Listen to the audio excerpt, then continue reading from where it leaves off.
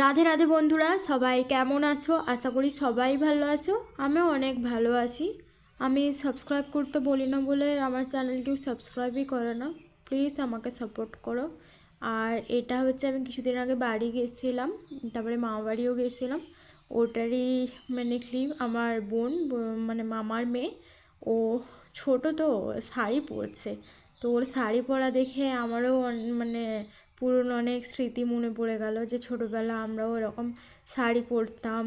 তারপরে মানে গামছা দিয়ে হচ্ছে মাথায় বড় চুল বানাতাম। তো সেইগুলোই মনে পড়ে গেল ওকে দেখে দেখে। আর আমার ভাই হচ্ছে মানে ওর শাড়ি ধরে টেনে নিচ্ছে, ওকে পরতে দিচ্ছে না। এসবই চলছে।